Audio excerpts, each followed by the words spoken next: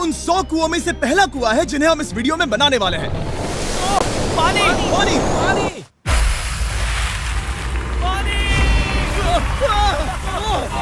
आपने अभी अभी केन्या के एक छोटे से गांव को पीने के पानी का अनलिमिटेड सप्लाई मिलते हुए देखा, वो भी सिर्फ 1 सेकंड में। अभी एक कुआं बना है और 99 बाकी है। आपको ये वीडियो बहुत पसंद आएगा। इन 100 कुओं को मिलाकर 5 लाख से ज्यादा लोगों को पीने का ताज़ा पानी मिलने वाला है। केन्या की इस साइट पर कुछ कुएं बनाने के बाद हम नाइरीरी स्कूल सिस्टम के साउथ में गए और कह सकते हैं कि उन्हें हमसे मिलकर बहुत खुशी हुई। क्या हाल है? मैंने ऐसा नहीं सोचा था। स्वागत के लिए शुक्रिया। समझ नहीं आता कैसे रिएक्ट करूं।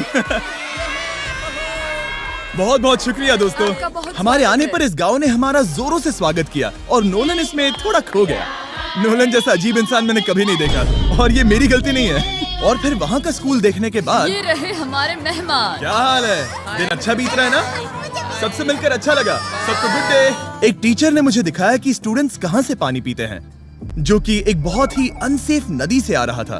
तो आपके स्टूडेंट्स यहीं से पानी पीते हैं? हाँ ये बुरी बात है। हाँ, स्टूडेंट्स हमेशा डायरिया जैसी बीमारी, टाइफाइड जैसी बीमारी की कंप्लेंट्स करते हैं क्योंकि वो ऐसा पानी पीते हैं। तो हाँ। हम कोशिश करते हैं, पर देख रहे हो ना, अब क्या कहा जाए। पर क्या करे, जिंदगी तो जीनी ही है और पानी तो सबको चाहिए होता है। जाहिर है कि इनकी हालत सच में बहुत खराब है। असुरक्षित पानी पीने से इन बच्चों की जिंदगी बहुत कम होती जा रही है। पर कम से कम इस गांव की मदद करने की हम पूरी कोशिश करने वाले हैं। क्या पता ये मुझे फिट आएगा या नहीं। मेरा सिर बड़ा है। देखते हैं पानी मिलता है या नहीं। ओह, ओह। बारिश हो रही है, क्या नजारा है। पानी जमीन से बाहर आने के बाद उसे ऐसे बैरल्स में इकट्ठा किया गया और बैरल्स को वाटर टावर्स पर लगाने के बाद आसपास के गांव के लोगों के पास सिर्फ पीने के लिए साफ पानी ही नहीं था, पर एक प्रेशराइज्ड वाटर सोर्स भी था, जिसका मतलब है कि लॉन्ड्री के लिए सुरक्षित पानी भी मिलेगा। और खींचो। मुझे बताओ ये नोलन की मॉम से कितना हैवी है? नोलन की मॉम से दुगना। Oh God। मैं तुम्हें यहाँ से धकेल दूंगा। ठीक है, इसे अब यहाँ रख दो। हमने केन्या में और 20 कुएं बनाए और उसके बाद इसके जूते में भी कुआं डोंट है। वरी, मेरे दूसरे जूते में भी पानी है। मैं बताता हूँ कि हमने ये 29 कुएं कैसे बनाए। इस विशाल सी ड्रिल से जमीन में सैकड़ों फीट गहरा गड्ढा किया, वो भी पॉल्यूटेड सोर्सेज से होकर सीधे विशाल से पीने लायक पानी तक। उसके बाद हमने पाइप्स इंस्टॉल किए ताकि लोग पूरे अफ्रीका में इन हैंड पंप से पानी ले सके और नाइरीरी में भी। इसे टेस्ट करके देखते हैं। पानी जैसा है। मुझे इस 5 गैलन ड्रम को भरने के लिए 5 मिनट लगे। इससे एक दिन में कितना पानी मिल सकता है? 3600 गैलन्स एक दिन में। ये न केवल स्कूल के 400 बच्चों को कवर करेगा, बल्कि स्कूल के आसपास के गांव वाले भी इसका अच्छे से इस्तेमाल कर सकते हैं। पानी के लिए शुक्रिया आपका। कोई बात नहीं। ये पंप नॉन स्टॉप 30 सालों तक चल सकता है। आपको लग रहा होगा कि इस तरह का बड़ा काम करने के लिए एक बड़े गवर्नमेंट की जरूरत पड़ेगी, पर ये सच नहीं है। ये प्रॉब्लम सुलझाना बिल्कुल मुमकिन है और ऐसी चीजें करने के लिए इंसानियत को आगे आना ही चाहिए। आपके कामयाबी का राज क्या है? सच कहूँ तो ऐसा कुछ खोजो जो तुम्हें करना पसंद है, उसे लंबे समय तक करो और तुम्हें कामयाबी जरूर मिलेगी। मैं इसे बहुत करीब लाने वाला हूँ, देख रहे हो? मजेदार है ना? जरा ऊपर देखो, वो रिकॉर्ड कर रहा है। ठीक है, मैं इसे करीब लाने वाला हूँ। ठीक है। हाँ, तुम खुद को देख सकते हो। हम इस गांव के लिए भी कुआं बना पाए, इस गांव के लिए भी और इन दूसरे 12 गांवों के लिए भी। और जब हम ये पंप्स लगा रहे थे, तब हमने यहाँ के एक स्कूल को नए कंप्यूटर से अपग्रेड भी कर दिया। बच्चों को ये कैसा लगा? शुक्रिया, सच में उन्हें ये बहुत पसंद आया। खुशी है कि सब ठीक से हो गया। हमने क्लासरूम्स में नया फर्नीचर भी लगाया, उसके साथ कुछ शेल्व्स नई बुक्स के साथ, और सभी स्टूडेंट्स को एक फुटबॉल भी दिया। थैंक यू मिस्टर बीस, थैंक यू। यहाँ तक कि सभी क्लासरूम्स में नए व्हाइट बोर्ड्स और प्रोजेक्टर्स भी लगाए। आप सबको ये प्रोजेक्टर पसंद आया? हम चौक का इस्तेमाल कर रहे थे जिससे बहुत डस्ट होता था, लेकिन आज सब कुछ साफ है। हमें इस बात की खुशी है। कोई बात नहीं, इतना तो कर ही सकते हैं। पर जब हम 45वें कुएं की साइट पर गए, तब एहसास हुआ कि वहाँ का हाल और भी बुरा है। जब भी उन्हें पानी की जरूरत पड़ती थी, तब उन्हें जंगल से 1 मील खतरनाक रास्ता तय करके जाना पड़ता था, जो एक विशाल सी पहाड़ी से जाता है। मैं जल्दी उठता हूँ, लगभग सुबह 4 बजे, ताकि मैं स्कूल के लिए पानी ला सकूँ। यहाँ से पानी निकालना सेफ नहीं है। ये जगह बहुत स्लिपरी है, जिससे किसी को चोट लग सकती है। हमने उनके कुएं पर काम करना शुरू किया, तब उन्होंने मुझे दिखाया कि वो पानी कहाँ से निकालते थे। आपको दिन में ऐसे कितने चक्कर लगाने पड़ते हैं? 2 बार। दिन में 2 बार? ओह वाह, तो एक आम स्टूडेंट ऐसा ही कुछ ले जाता है? हाँ। ओह गॉड, अगर 200 स्टूडेंट्स ऐसा रोज करते हैं तो ये कितना मुश्किल होगा? बहुत मुश्किल हो सकता ओह गॉड, ये ढलान तो बहुत बड़ी है। अरे यार, ये ढलान तो रुकने का नाम ही नहीं ले रही। हर रोज मैं सच में दंग रह गया कि ये चढ़ाई कितनी मुश्किल थी। ये सब इतना कुछ करते हैं ताकि वो यहाँ तक पहुँच सके, जहाँ इन्हें साफ पीने का पानी मिल सके। आमतौर पर आप पानी यहीं से लेते हो? हाँ। और पानी भरने के बाद ये जग्स लगभग 18 किलो तक हो जाते हैं, जो इन बच्चों के लिए पहाड़ियों से ले जाने के लिए बहुत मुश्किल है।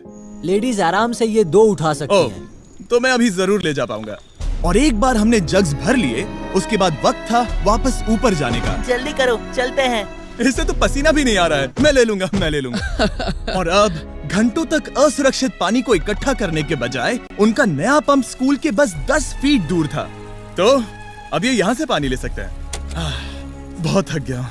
और फिर हम गए हमारे अगले गांव में, जहां हमने बनाया हमारा 46वां कुआं। पर हमें एक प्रॉब्लम से गुजरना पड़ा। हमने देखा कि ये गांव आधे से बटा हुआ है, वो भी इस खतरनाक सी नदी से। ये अभी इतनी खतरनाक नहीं लगेगी, पर जब बारिश का मौसम आता है, पानी ऊपर तक आकर इस पुल को पूरी तरह से निगल लेता है।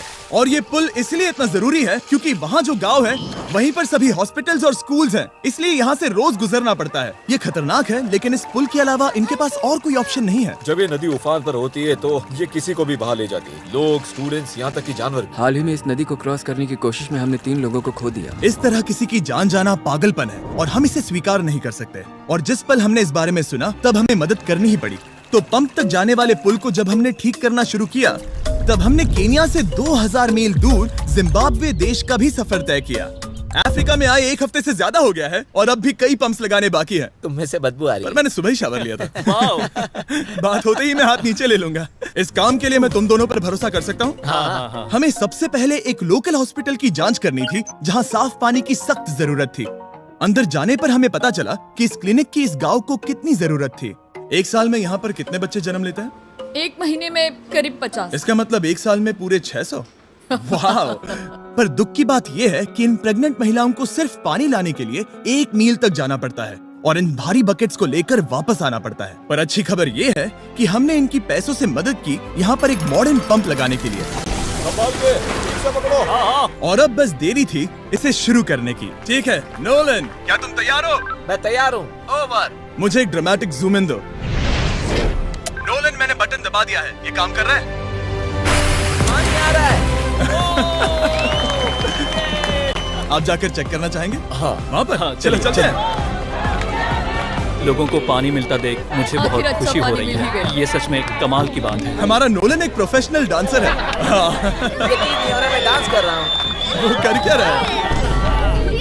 ओह गॉड, सॉरी, मैं नहीं चाहता कि आप इसे और देखें। साफ पानी मिले ये पक्का करने के अलावा इस गांव में बहुत से स्टूडेंट्स को ट्रांसपोर्टेशन की भी दिक्कत थी, तो हमने इन सबको नई साइकिल्स देने का फैसला किया। बच्चे बहुत ज्यादा हैं, पर हमने साइकिल्स भी उतनी ही खरीदी हैं। सच बताऊं तो मुझे साइकिल चलाना नहीं आता। जिमी को सिर्फ साइकिल देना आता है। कभी इसे चलाना नहीं सीखा। तो चलो हम एक रेस लगाते हैं। 3, 2, 1, गो! ओह माय गॉड, सभी मुझसे आगे जा रहे हैं। संभल के, मुझे चलाना नहीं आता, किसी को उड़ाना नहीं चाहता। तुम इसे चलाओगे? ठीक है, जाओ चलाओ। ओके। और इन्हें साइकिल्स देने के बाद हमने तब तक पंप्स लगाए जब तक हम पहुंच गए कुआं नंबर 69 तक। ये कुआं सोलर पावर्ड है, जो गांव के किसानों के लिए खास बनाया गया है, ताकि इनकी फसलों और जानवरों को जरूरत से ज्यादा पानी मिल सके। चाहे गर्मी हो या फिर बिजली ना हो, इससे कोई फर्क नहीं पड़ेगा। और एक पैनल है 200 वॉट्स का, जो एक पंप से जुदा है। ये पंप हर घंटे 5000 लीटर पानी खींच सकता है। बेसिकली ये अनलिमिटेड पानी का सोर्स है इस पूरे गाँव के लिए। ये बहुत बढ़िया है। और जिम्बाब्वे छोड़ने के बाद हम चाहते थे कि अफ्रीका की सभी कम्युनिटीज को पानी मिलता रहे, इसलिए हमने और कुछ पंप्स बनाए युगांडा में, सोमालिया में और कैमरून में। कैमरून में हमने क्या क्या किया ये देखने के लिए फिलैंथ्रोपी चैनल पर हम जल्द ही एक वीडियो अपलोड करने वाले हैं। इन गाँव में वक्त बिताने पर मुझे एहसास हुआ कि पंप्स लगाना कितना जरूरी होता है। कैसे ये खेती को पानी देते हैं, भूखे का पेट भरते हैं, कैसे ये हॉस्पिटल्स को साफ सुथरा रखते हैं और सबसे जरूरी कैसे ये आने वाले पीढ़ी के बच्चों के लिए लंबी और हेल्दी जिंदगी जीने में मदद करते हैं और इससे कम्युनिटीज का भविष्य भी सेफ हम होता है। बहुत समय से इंतजार कर रहे हैं साफ पानी के लिए। Water is life. और कुछ लोकल लोगों की मदद से हमने आखिरकार ये पुल पूरा कर ही लिया, जिसे ये कम्युनिटी अगले 100 सालों तक इस्तेमाल कर सकती है। कई जिंदगियां बचेगी, परिवार एक साथ आएंगे, परेशानियां चली जाएंगी। इस वीडियो में हमने जो 100 पंप्स लगाए हैं वो कई जिंदगियां बदल देंगी, पर ये काफी नहीं है। इसीलिए मैं चाहता हूं कि आप जाने से पहले beachphilanthropy.org/wells पर जाएं और मुमकिन हो तो पैसे डोनेट करें। मैं सच कह रहा हूं, हमें इस वीडियो से एक पैसे का भी फायदा नहीं हो रहा है। इस वीडियो से जितने भी पैसे आएंगे वो 100% इन पंप्स को बनाने में खर्च होंगे, वो भी पूरी दुनिया में। पता है ये अजीब है कि एक यूट्यूबर को ये सब करना पड़ रहा है, पर किसी को तो करना ही होगा। अगर कोई नहीं करेगा तो हम ये करेंगे ही। आप देख सकते हैं इस काम से कई कम्युनिटीज की जिंदगियां बदल रही हैं। और फाइनली 100वां पंप। ओह माय गॉड, मुझे माफ करना।